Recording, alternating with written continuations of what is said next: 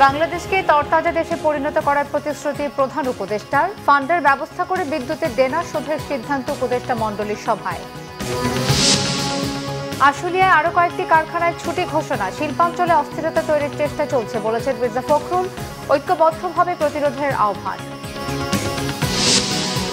তীব্র লোডশেডিংয়ে জনজীবন বিপর্যস্ত। বিদ্যুৎ খাতে বকেয়া ৬০,০০০ কোটি টাকা। ২-৩ সপ্তাহের মধ্যে উন্নতির আশা উপদেষ্টার।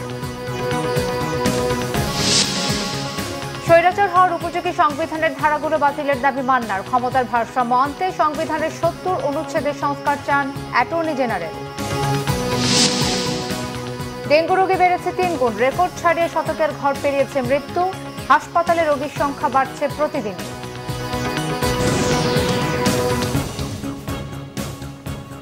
দেখছিলেন ক্রাউন 7 সংবাদ শিরোনাম, এবারে বিস্তারিত। অন্তর্বর্তীকালীন সরকারের প্রধান উপদেষ্টা অধ্যাপক ডক্টর মোহাম্মদ ইউনূস বলেছেন, শহীদদের রক্তের বিনিময়ে নতুন বাংলাদেশ গড়ার সুযোগ হারিয়ে ফেললে জবাব দেওয়ার পথ থাকবে না। এমন সুযোগ বারবার আসে না উল্লেখ করে সবাইকে তরুণদের স্বপ্ন বাস্তবায়নে ঝাঁপিয়ে পড়ার আহ্বান জানান তিনি। পচা দেশকে তরতাজা বাংলাদেশে পরিণত করতে ব্যবসায়ীদের সহযোগিতা চান। শ্রমিক মালিক সম্পর্ক ঠিক করে আইএলও কনভেনশনে স্বাক্ষরের আশাবাদ ব্যক্ত করেন ডক্টর মোহাম্মদ ইউনূস। রকুনুজ্জামানের রিপোর্ট। বৃহস্পতিবার রাজধানীর একটি হোটেলে দেশের ব্যবসায়ীদের সঙ্গে সংলাপে যোগ দেন অন্তর্বর্তীকালীন সরকারের প্রধান উপদেষ্টা অধ্যাপক মোহাম্মদ ইউনূস। অনুষ্ঠানে international chamber of commerce ICCB এর পক্ষ থেকে দেশের চলমান শ্রমিক অসন্তোষ সহ শিল্প খাতের পরিস্থিতি তুলে ধরা হয়। কারখানা নিরাপত্তা চাওয়ার পাশাপাশি রাজনৈতিক মদতপুষ্ট ব্যবসায়িক সংস্কৃতি দূর করতে সরকারকে সব রকমের সহযোগিতা করার প্রত্যয় ব্যক্ত করেন ব্যবসায়ীরা। কিছু অসৎ ব্যবসায়ী অসৎ চর্চা এবং আর্থিক অনিয়মের কারণে দেশের অর্থনীতি আজ হুমকির মুখে পড়েছে। আমি ব্যবসায়ী সম্প্রদায়ের পক্ষ থেকে সেই সকল অসৎ ব্যবসায়ী ও তাদের সহযোগীদের বিরুদ্ধে কঠোর আইনি ব্যবস্থা গ্রহণের জন্য জোরালো আবেদন জানাচ্ছি। সংলাপে ব্যবসা ক্ষেত্রের পরিস্থিতি নিয়ে অর্থ ও পরিকল্পনা উপদেষ্টাও তাদের বক্তব্য তুলে ধরেন। আমাদের মূল লক্ষ্য হলো ব্যবসা বাণিজ্য এবং সাথে সাথে কর্মসংস্থানের ব্যাপার। ব্যবসা বাণিজ্য শুধু হবে কিন্তু কর্মসংস্থান হবে না, ভ্যালু এডিশন হতে থাকবে। কিন্তু আপনার আমি তো সামষ্টিক নিয়ে খুব এসে অনুভবতা, রিজার্ভ বেড়ে গেছে, মূল্যস্ফীতি কম এসে বেড়ে, কিন্তু আসল টেস্ট অফ আওয়ার ইকোনমিক সেগুলো মানুষের কতটা স্বস্তি, মানুষের জীবিকার কতটা সাশ্রয় হয়েছে। কিছু ব্যবসায়ী শিল্প মালিক বিগত সরকারের আনুকূল্যে নানা দুর্নীতি ও অনিয়মের মাধ্যমে রাতারাতি বিলিয়নিয়ার হয়ে গেছেন। তারা আপনাদের এবং দেশের সুনাম ক্ষুণ্ণ করেছেন। বাজার অর্থনীতির অপব্যাখ্যা দিয়ে বিলিয়নার বানাতো আমাদের কোনো কৃতিত্ব নেই। অনুষ্ঠানে দেয়া বক্তব্যে প্রধান উপদেষ্টা নতুন বাংলাদেশ গড়ার যে সুযোগ এসেছে তা বাস্তবায়নে ঐক্যবদ্ধভাবে ব্যবসায়ীদের এগিয়ে আসার আহ্বান জানান। এই সুযোগ না আসলে আমাদের যে পচন ধরেছিল, সে পচন থেকে আমাদের মুক্তির কোনো চিহ্ন দেখা যাচ্ছিল না। এই সুযোগ হারিয়ে ফেললে জাতির কাছে আর কিছুই অবশিষ্ট থাকবে না। মূল লক্ষ্য, যে কটা দিন আমরা একসঙ্গে কাজ করতে পারি,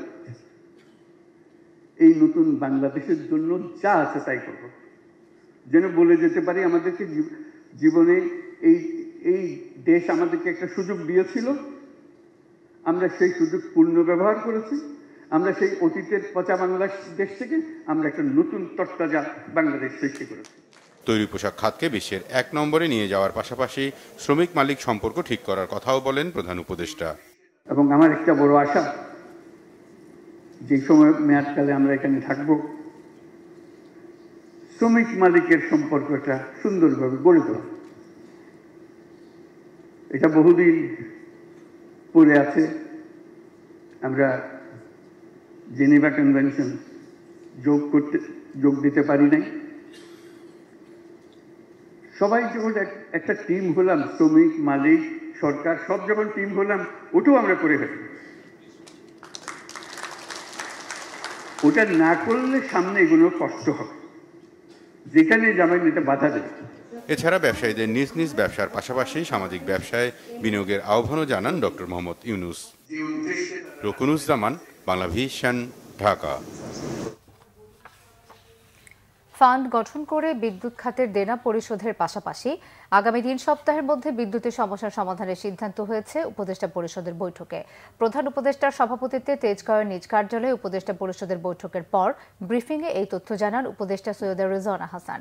সংস্কারে পূর্ণাঙ্গ কমিশন গঠনের পর 3 মাসের মধ্যে তারা রিপোর্ট দিতে পারবেন এমন আশাবাদ ব্যক্ত করে তিনি বলেন, আগে সংস্কার এরপর নির্বাচন। সৈয়দা রেজওয়ানা জানান, বিভিন্ন মন্ত্রণালয়ের যে ফান্ড আছে সেগুলো প্রাইভেট ব্যাংকে এফডিআর করা, সেগুলো ছাড় করতে সমস্যা হচ্ছে।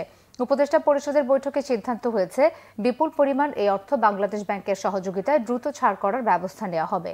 জুলাই অভ্যুত্থানে গণহত্যা ও নির্যাতনের বিচারের জন্য শেখ হাসিনাকে দেশে ফিরিয়ে আনার বিষয়টি ভারতের সঙ্গে আলোচনা করে সমাধান করা হবে।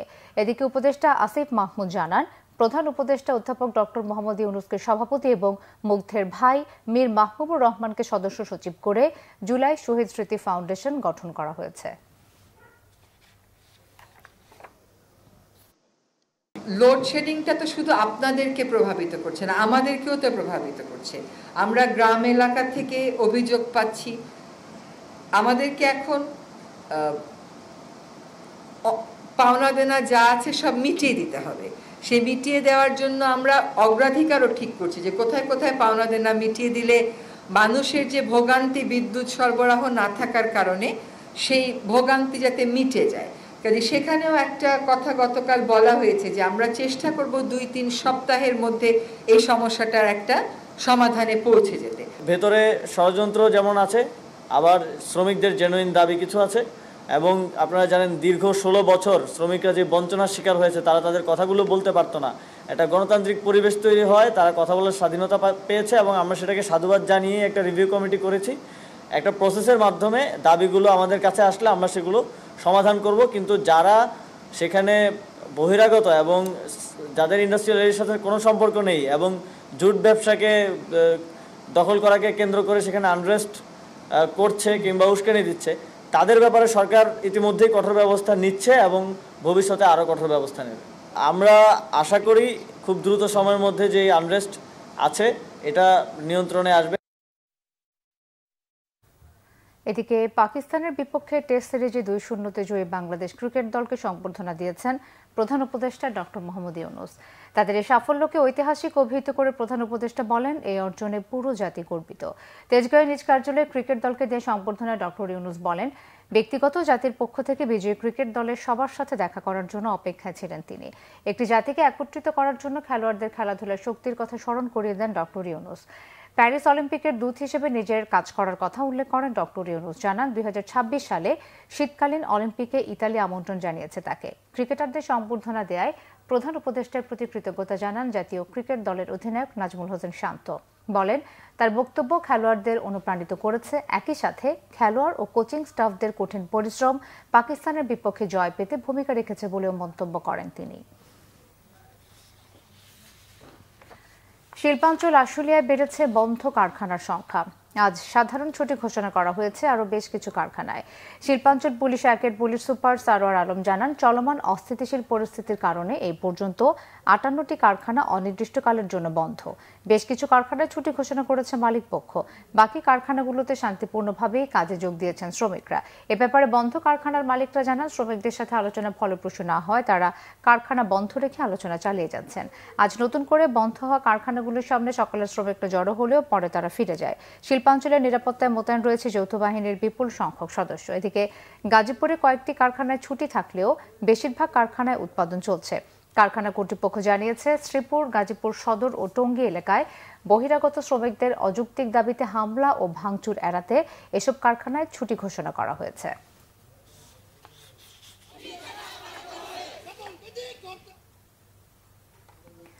বিএনপি মহাসচিব মির্জা ফখরুল ইসলাম আলমগীরের অভিযোগ, ছাত্র জনতার অভ্যুত্থান নস্যাৎ করতে ষড়যন্ত্র চলছে। পতিত সরকার ও শেখ হাসিনা ভারত থেকে অপপ্রচার চালাচ্ছে, শিল্পক্ষেত্রে অস্থিরতা তৈরির চেষ্টা করছে।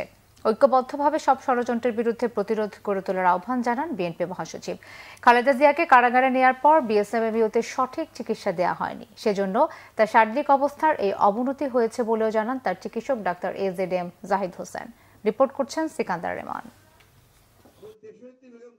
14 সেপ্টেম্বর শহীদ মিনারে সমাবেশ এবং 15 সেপ্টেম্বর গণতন্ত্র দিবস উপলক্ষে নয়াপল্টনে সমাবেশ সফল করতে বিএনপির সমন্বয় সভা শেষে সাংবাদিকদের সাথে কথা বলেন দলের মহাসচিব মির্জা ফখরুল ইসলাম আলমগীর। তিনি বলেন, প্রধান উপদেষ্টার জাতির উদ্দেশ্যে দেয়া ভাষণে যে সংস্কারের কথা বলা হয়েছে তা দ্রুত শেষ করে অন্তর্বর্তীকালীন সরকারকে নির্বাচনের দিকে যেতে হবে।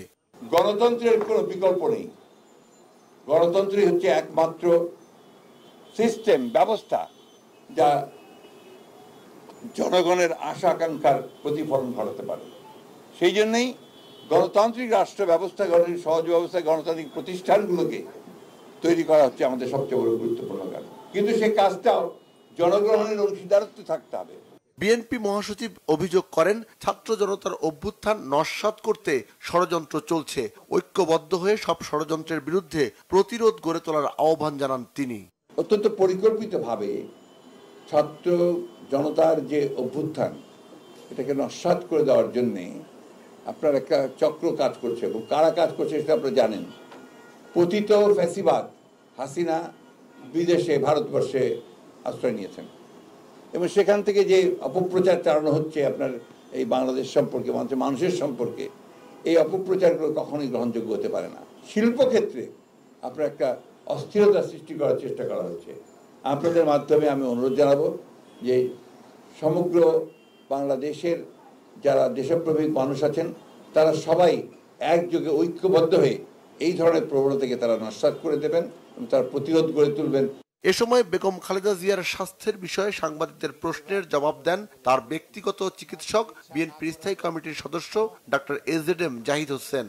শারীরিকভাবে উনি একটু সুস্থ হলে ওনাকে যত দ্রুত বাইরে নেওয়ার যে চেষ্টা, একটা উন্নত সেন্টারে ফলো আপের জন্য, কারণ ওনার এমন কিছু রোগের সৃষ্টি হয়েছে যেগুলি সত্যিকার অর্থে বাইরের আধুনিক সেন্টারে নিয়ে দেখানো ছাড়া এবং তাদের ওপিনিয়ন নেওয়া ছাড়া আর কোনো জ্ঞাতন্তর নাই।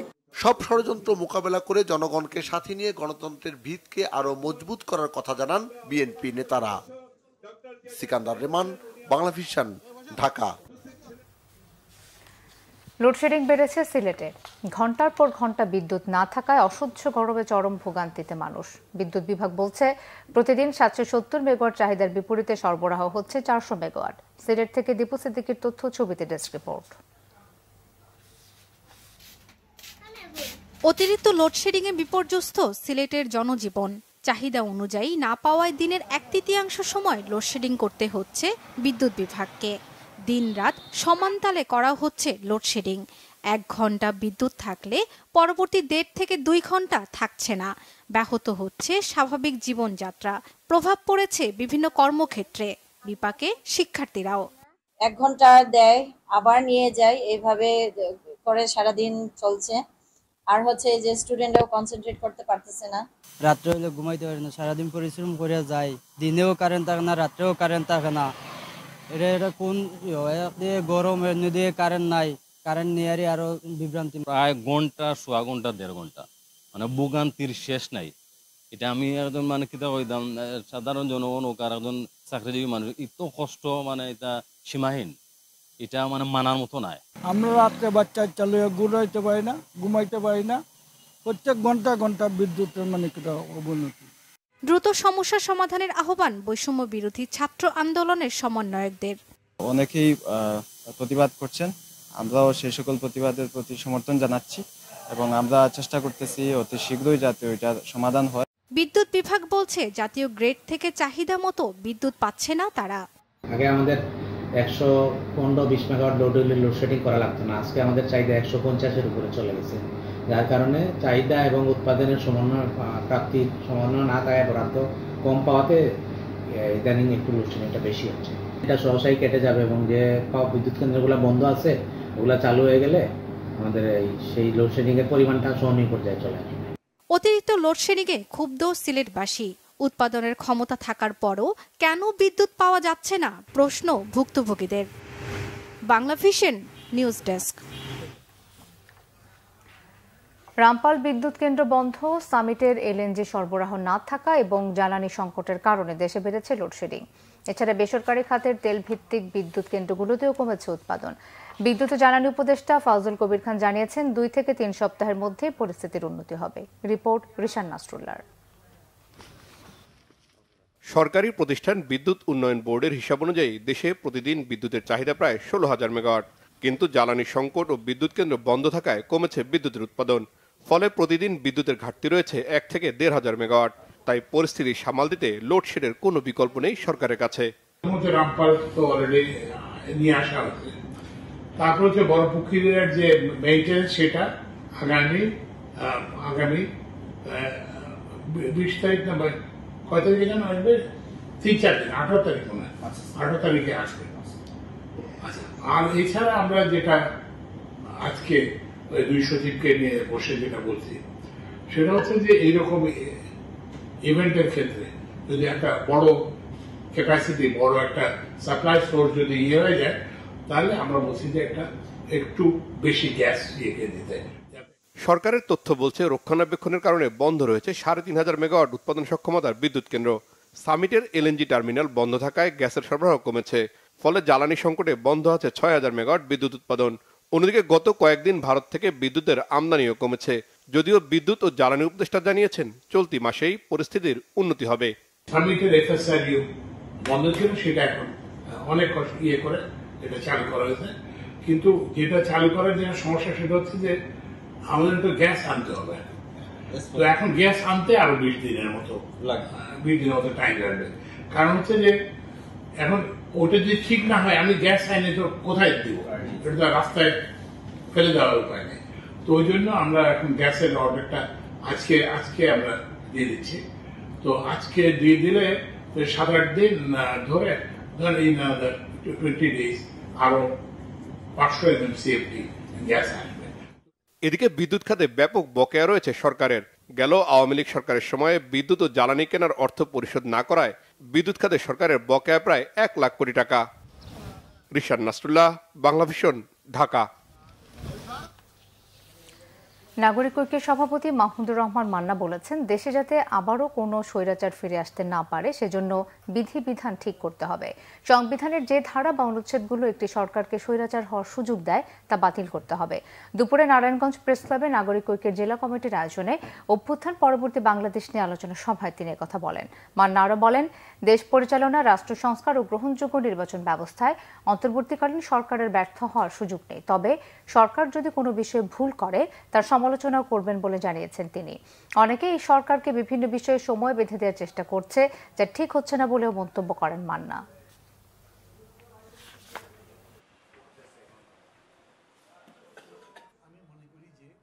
সরকারকে আমরা সহযোগিতা করব, কিন্তু সরকার যদি ভুল করে তার সমালোচনা করব। Political party is always a guard.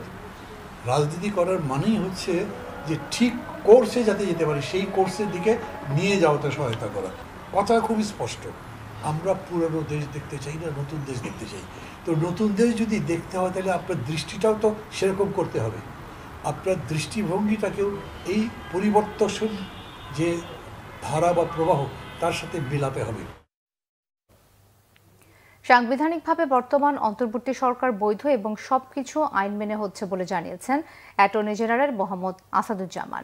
প্রধানমন্ত্রী ও রাষ্ট্রপতির ক্ষমতার ভারসাম্য আনতে কোনো প্রধানমন্ত্রী যাতে একচ্ছত্র ক্ষমতাধর না হন সেজন্য সংবিধানের 70 অনুচ্ছেদ সংস্কার জরুরি বলেও মনে করেন অ্যাটর্নি জেনারেল। বৃহস্পতিবার দুপুরে সুপ্রিম কোর্টে অ্যাটর্নি জেনারেল কার্যালয়ে সাংবাদিকদের এসব কথা বলেন অ্যাটর্নি। তিনি বলেন, দ্বিকক্ষ বিশিষ্ট শাসন ব্যবস্থা নিয়ে বিএনপির ভারপ্রাপ্ত চেয়ারপারসন তারেক রহমানের প্রস্তাব সময় উপযোগী। প্রধান বিচারপতির ক্ষমতা বৃদ্ধি করা সহ বিচারকদের স্বাধীনভাবে কাজ করার জন্য বিচার বিভাগের সংস্কার জরুরি। সংবিধানের 70 অনুচ্ছেদ ক্ষমতার ভারসাম্য নষ্ট করছে। এই অনুচ্ছেদের সংশোধনী জরুরি বলে জানান রাষ্ট্রের প্রধান আইন কর্মকর্তা। শাসন, আইন ও বিচার বিভাগের ভারসাম্য আনার জন্যই সংস্কারের উদ্যোগ নেওয়া হয়েছে। আমার সাথে কোনো আলোচনাও হয়নি, কোনো আভাসও দেওয়া হয়নি। বিগত সময়ে দেখা গেছে বিচার বিভাগকে এমনভাবে বিতর্কিত করা হয়েছে, মনে হয়েছে যে ওনারা যারা বাংলাদেশে গণতন্ত্র হত্যার সাথে জড়িত, যারা বাংলাদেশের খুন খারাপি করেছেন, যারা বাংলাদেশে লুটপাট করেছেন, তারা যারা এদের বিরোধিতা করেছেন সেই বিরোধিতাকারীদেরকে যখন তারা আদালতে উপস্থাপন করেছেন, দেখা গেছে যে আদালত তাদের হয়ে অনেকটা ভূমিকা রেখেছেন। নিম্ন আদালত ৭০ অনুচ্ছেদ বাংলাদেশ এটা যদিও অরিজিনাল সংবিধান থেকে এসেছে, ফ্লোর ক্রসিং করা যাবে না, parliament member independent mind apply করতে পারবে না, কার্যত বাংলাদেশের আইন বিভাগ, শাসন বিভাগ, বিচার বিভাগ একক ব্যক্তির নিয়ন্ত্রণে চলে গিয়েছিল এই ৭০ অনুচ্ছেদের কারণে। অনেকটা ভূমিকা রেখেছে ৭০ অনুচ্ছেদ। এগুলো সংবিধান সংস্কার কমিটি যারা আছেন ওনারা দেখবেন। আবারও চোখ রাঙাচ্ছে ডেঙ্গু। রোগী বেড়েছে প্রায় ৩ গুণ। রেকর্ড ছাড়িয়ে মৃত্যুর সংখ্যা পার করেছে শতকের ঘর। হাসপাতালে প্রতিদিনে বাড়ছে রোগীর সংখ্যা। বিশেষজ্ঞ চিকিৎসকরা বলছেন, অচিরেই পরিস্থিতি নিয়ন্ত্রণ করা না গেলে আরও বাড়তে পারে সংক্রমণ। ২৪ ঘন্টার মধ্যে জ্বর না কমলে দ্রুত ডেঙ্গু টেস্টের পরামর্শ তাদের। মামুন আবদুল্লাহর রিপোর্ট। পুরান ঢাকার বাসিন্দা ৭ বছর বয়সী আরহাম। নেই আগের মতো চঞ্চলতা, নিস্তেজ দেহে হাসপাতালের বেডে কাতরাচ্ছে গেল কয়েকদিন ধরেই। ডেঙ্গুর উপসর্গে মলিন চেহারা। ১০৫/৪ মতো জ্বর ছিল, ও টোটালি খাওয়া অফ করে দিয়েছিল, আর প্রসাবও করেনি। ২ দিন পর একদিন প্রসাব করছে। ডেঙ্গু আক্রান্ত হয়ে রাজধানীর সেন্ট্রাল হাসপাতালে ভর্তি তার মতো আরো অনেক শিশু আছেন, বয়স্করাও। শারীরিক দুর্বলতার পাশাপাশি প্লাটিলেট কমে যাওয়া এবং অবসাদে ভুগছেন অনেকেই। জয়েন্টে প্রচন্ড ব্যথা, মাথাটা অনেক ওজন মাথার মধ্যে, আর মাথা খালি ঘুরে। আমি এখন যে বসে রয়েছিলাম বসতে থাকতে পারতাম না। তো শক্তি পাই না, বসতে পারি না, হাঁটতে পারি না, শরীর হাত পা চাপ হয়, শরীর অতিরিক্ত দুর্বল হয়ে যাচ্ছে এবং খুব জ্বরটা যাচ্ছে না। তখন আর কি একটু শঙ্কা হইল যে হয়তো ডেঙ্গু হইতে পারে। পরিসংখ্যানে দেখা যায় জুলাই মাসে যেখানে দিনে ৮৯ জন রোগী হাসপাতালে ভর্তি হয়েছে, এখন সেখানে দিনে গড়ে ভর্তি হচ্ছে ৪০০ জন। শুধু সেপ্টেম্বরের ১১ দিনেই মারা গেছে ১৯ জন। ২-৩ দিন ধরে আমাদের ডেঙ্গু পেশেন্টটা দেখা যাচ্ছে। এর আগেতে ২টা, ৩টা, 4টা এভাবে। আমাদের এখানে মেনলি হচ্ছে প্রপার ট্রিটমেন্টের কারণে একটা পেশেন্ট দ্রুত ২-৩ দিন, ৪ দিনের মধ্যে একটা সুস্থ হয়ে বাড়ি ফিরতে পারে। বিশেষজ্ঞ চিকিৎসকরা বলছেন, জ্বর হলে কোনো মতেই অবহেলা নয়, ডেঙ্গু পরীক্ষা করে নিতে হবে চিকিৎসা। যে কোনো জ্বরে আসুক, এটা সিজনাল জ্বর হোক, নর্মাল ডেঙ্গু জ্বর হোক, এটা তো আপনি প্রথম 2 দিন বোঝা যাবে না, কিন্তু আপনি টেস্ট করলে তো বুঝতে পারবেন। জ্বরটা কমে গেছে, কিন্তু দেখা গেল বাচ্চা দুর্বল বেশি হয়ে গেল, অর্থাৎ দেখা গেলো যে খাচ্ছে না, অস্থিরতা করতেছে, পেট ব্যথা হচ্ছে, বমি করতেছে। এই সময়টায় ইমিডিয়েট আপনার যেন হসপিটালে যোগাযোগ করে। চলতি মাসের ১১ দিনেই হাসপাতালে ভর্তি হয়েছেন ৫,০০০-এর বেশি ডেঙ্গু রোগী। মামুন আবদুল্লাহ, বাংলা ভিশন, ঢাকা। ছাত্র জনতার আন্দোলনে শহীদদের তালিকার কাজ চলমান থাকায় আগামী ১৪ সেপ্টেম্বর শনিবার স্মরণ সভা হচ্ছে না বলে জানিয়েছেন তথ্য সম্প্রচার উপদেষ্টা নাহিদ ইসলাম। বৃহস্পতিবার সচিবালয়ে ব্রিফিংয়ে তিনি এই তথ্য জানান। নাহিদ ইসলাম বলেন, স্বাস্থ্য মন্ত্রণালয়ের তালিকা অনুযায়ী নিহত ৭২৮ জনের তথ্য এসেছে। এছাড়া আহত হয়েছেন ২০,২৬৩ জন। চূড়ান্ত তালিকা আসার পরে স্মরণসভার তারিখ ঠিক করা হবে। উপদেষ্টা বলেন, স্মরণসভার বাজেট নিয়ে বিভ্রান্তি তৈরি হয়েছে। বরাদ্দ দেয়া ৫ কোটি টাকা দেশের বিভিন্ন জেলা থেকে আসা শহীদদের পরিবারের থাকা খাওয়ার খরচ সহ ব্যয় করা হবে। রাষ্ট্রীয় অনুষ্ঠানে সম্মাননা দেওয়া ছাড়া বাড়তি কোনো সাজসজ্জার খরচ নেই। গণমাধ্যম সংস্কারের জন্য কমিশন গঠন করা হবে জানিয়ে তথ্য উপদেষ্টা বলেন, পরে সেটাই গণমাধ্যম কমিশনের রূপ নেবে। নাহিদ ইসলাম বলেন, সরকারকে অভ্যুত্থান পরবর্তী পরিস্থিতি মোকাবেলা করতে হচ্ছে, তাই কিছু জটিলতা তৈরি হয়েছে। জানান, প্রশাসনকে ঢেলে সাজানোর কাজ দ্রুতই শেষ করা হবে, সেটি শেষ হলে স্থবিরতা কেটে যাবে। স্বাস্থ্য মন্ত্রণালয় কর্তৃক যেই লিস্ট তালিকা করা হচ্ছে, তো সেই তালিকার উপর ভিত্তি করে কিন্তু এই স্মরণসভাটি করা হবে। সেটা একটা সম্ভাব্য তারিখ হচ্ছে 14 সেপ্টেম্বর ঠিক করা হয়েছিল, বা তার আশেপাশে কোনো একটা তারিখ। তো ওই তালিকাটা যেহেতু অনগোয়িং, সেই জন্য 14 তারিখেই স্মরণসভাটি করা হচ্ছে না। মূলত তালিকাটি আরও চূড়ান্ত হলে এই তালিকার উপর ভিত্তি করে আমরা শহীদদের স্মরণসভাটি আয়োজন করব। কিছু কথা উঠেছে বা সোশ্যাল মিডিয়ায় সমালোচনা হচ্ছে আমরা দেখতে পাচ্ছি, কিন্তু এটা আসলে একটু বিভ্রান্তি হয়েছে। এখানে 5 কোটি টাকা বলা হয়েছে যে এটার জন্য অনুমোদন দেওয়া হয়েছে, নট যে 5 কোটি টাকাই খরচ হবে এই প্রোগ্রামে। 5 কোটি টাকার মধ্যে খরচ করতে বলা হয়েছে। এবং এখানে এই অনুষ্ঠানের খরচটা আরও অনেক কমের মধ্যেই হবে।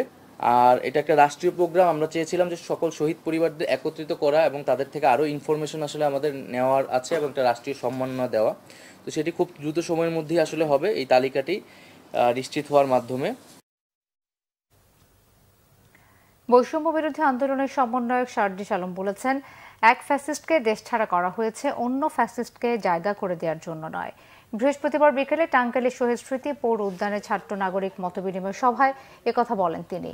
ঘুষ নেওয়ার অভিযোগের বিষয়ে টাঙ্গাইলের ভূমি অফিসের কর্মকর্তা কর্মচারীদের হুঁশিয়ারি দেন শারজিস আলম। বলেন, 16 বছরে ফ্যাসিস্ট হাসিনা শুধু আওয়ামী লীগকে ফ্যাসিস্ট বানায়নি, বাংলাদেশকে দেশের প্রতিটি নাগরিককে ফ্যাসিস্ট বানিয়েছে।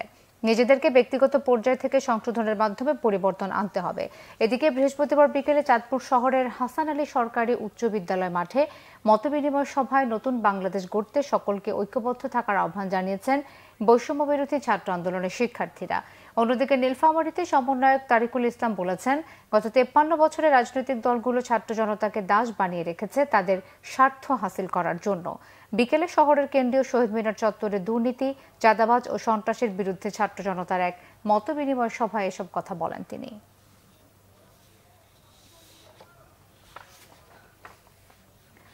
হত্যা মামলায় গ্রেফতার ঢাকা মহানগর পুলিশের সাবেক কমিশনার আসাদুজ্জামান মিয়ার 7 দিনের রিমান্ড মঞ্জুর করেছে আদালত। পুলিশ তাকে আদালতে হাজির করে 10 দিনের রিমান্ডের আবেদন করে। এর আগে বুধবার রাতে রাজধানীর মহাখালী থেকে ডিএমপির সাবেক এই কমিশনারকে গ্রেফতার করা হয়। র্যাবের পক্ষ থেকে জানানো হয়েছে, খিলগাঁও থানায় দায়ের করা একটি মামলায় আসাদুজ্জামান মিয়াকে গ্রেফতার করা হয়েছে। 2015 সালে খিলগাঁও থানার ছাত্রদলের সাবেক সাধারণ সম্পাদক মোহাম্মদ নুরুজ্জামান জনিকে পুলিশি হেফাজতে ক্রসফায়ারের নামে হত্যার অভিযোগে তৎকালীন পুলিশ কমিশনার আসাদুজ্জামান মিয়া সহ বর্তমান ও সাবেক 13 পুলিশ কর্মকর্তাকে মামলায় আসামি করা হয়। আখাউড়া সীমান্ত দিয়ে ভারতে পালিয়ে যাওয়ার সময় চট্টগ্রাম 6 আসনের সাবেক এমপি এবিএম ফজলে করিম চৌধুরীকে আটক করেছে বিজেপি। সকালে বিজেপির জনসংযোগ বিভাগ থেকে পাঠানো খুদে বার্তায় বিষয়টি জানানো হয়। এ বিষয়ে বিজেপির জনসংযোগ কর্মকর্তা মোহাম্মদ শরীফুল ইসলাম জানান, ভারতে পালানোর সময় আখাউড়ার গাজীর বাজার থেকে ফজলে করিম চৌধুরীকে আটক করা হয়। ছাত্র জনতার গণঅভ্যুত্থানে গত 5 আগস্ট শেখ হাসিনা সরকার পতনের পর থেকেই আত্মগোপনে ছিলেন তিনি। এরই মধ্যে তার বিরুদ্ধে চট্টগ্রাম ও রাউজানে একাধিক মামলা দায়ের করা হয়েছে।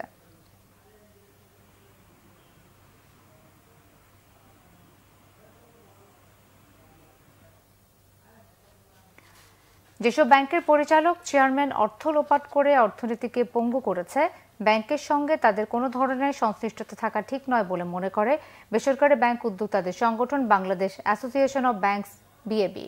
বাংলাদেশ ব্যাংকে গভর্নরের সঙ্গে সাক্ষাৎ শেষে সাংবাদিকদের কাছে এসব বলেন সংগঠনটির সভাপতি আব্দুল হাই সরকার। আর্থিক খাতের উন্নয়নে বাংলাদেশ ব্যাংকের সাথে বিএবি একসাথে কাজ করবে বলেও জানান তিনি। বলেন, অর্থ লোপাটের কারণে আওয়ামী লীগ সরকারের আমলে ব্যাংক খাতের ব্যাপক ক্ষতি হয়েছে।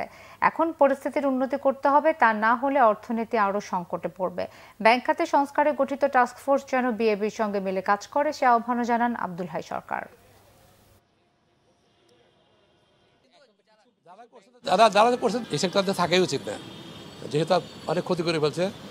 আর আমাদের এই ক্ষুদ্র দেশ, এই আমাদের এই মানে ভঙ্গ মানে মোটামুটি এই সরকার চেঞ্জে তো অনেক ক্ষতি হয়ে গেছে আমাদের। কাজে এখন ওই সমস্ত যদি আমরা প্রশ্রয় দিই আমরা, তাহলে তো আমাদের দেশই পুরো ধ্বংস হয়ে যাবে। কাজেই সেদিকে লক্ষ্য করা দরকার সবাই, যারা রেগুলেটর আছে বা যারা ল এনফোর্সমেন্ট তারা দেখবে এগুলো আর কি। এবং এই সমস্ত যেন আবার সুযোগ না পায় সেদিকে লক্ষ্য রাখতে হবে। সংবিধান সংশোধন নয়, নতুন সংবিধান রচনা করতে হবে বলে জানিয়েছেন ডেমোক্রেটিক রাইটস মুভমেন্টের বক্তারা। জাতীয় প্রেস ক্লাবে আয়োজিত সংবাদ সম্মেলনে এই দাবি জানান তারা। বক্তারা বলেন, কাটাছেঁড়া করে বর্তমান সংবিধানকে এমন অবস্থায় আনা হয়েছে যে এর কার্যকারিতাই নাই। সংবিধান সংশোধনে গঠিত কমিশন দিয়ে কিছু হবে না মন্তব্য করে বক্তারা বলেন, নতুন সংবিধানের জন্য গণপরিষদ গঠন করতে হবে। সেটা না হলে অন্তর্বর্তী সরকারের বৈধতা নিয়ে প্রশ্ন থেকেই যাবে বলে জানান তারা। বক্তারা অভিযোগ করেন, ব্যক্তি এবং দলীয় স্বার্থে সংবিধানে সংশোধন করা হয়েছে, ক্ষমতায় থাকতে বারবার সংশোধন করা হয়েছে বলে অভিযোগ তাদের। তবে সংবিধান সংশোধনে গঠিত কমিশনকে ইতিবাচক পদক্ষেপ হিসেবে উল্লেখ করেছেন কোনো বক্তা। আরো কিছু খবর নিয়ে একটি ডেস্ক রিপোর্ট।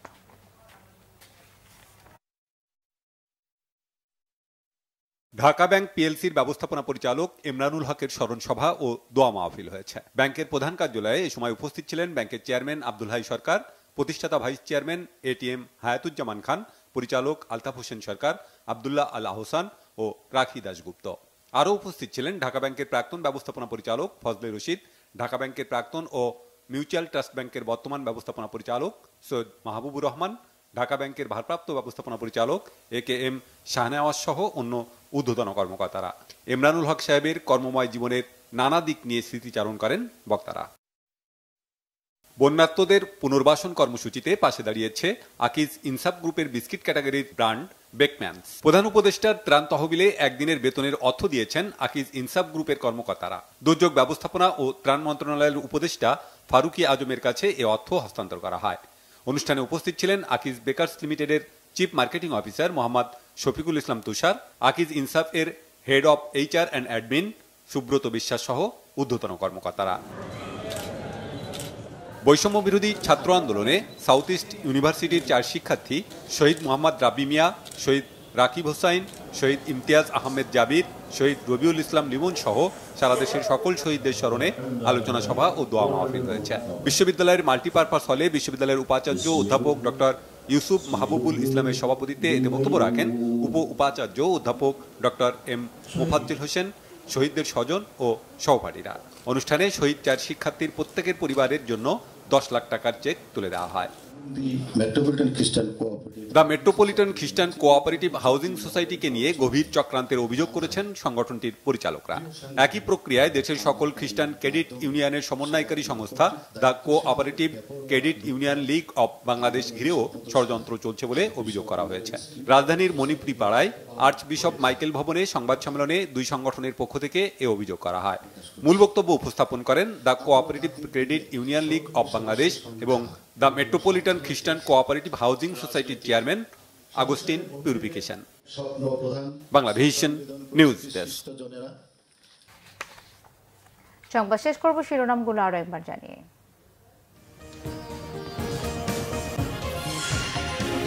বাংলাদেশকে তরতাজা দেশে পরিণত করার প্রতিশ্রুতি প্রধান উপদেষ্টার। ফান্ডের ব্যবস্থা করে বিদ্যুতের দেনা শোধের সিদ্ধান্ত উপদেষ্টা মণ্ডলীর সভায়।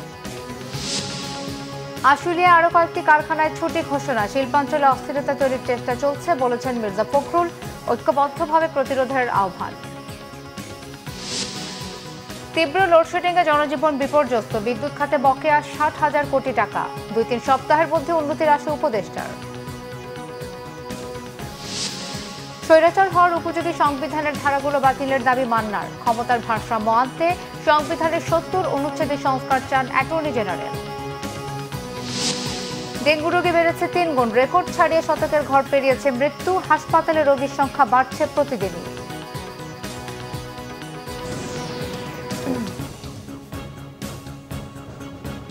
এই ছিল এখনকার মতো পরের সংবাদ রাত 1টায় দেখার আমন্ত্রণ রইল। এছাড়া বাংলাভিশন সংবাদ ও সংবাদ সংশ্লিষ্ট অনুষ্ঠান দেখতে ভিজিট করুন www.bvnews24.com ও facebook.com/banglavisionnews এবং সাবস্ক্রাইব করুন youtube.com/banglavision।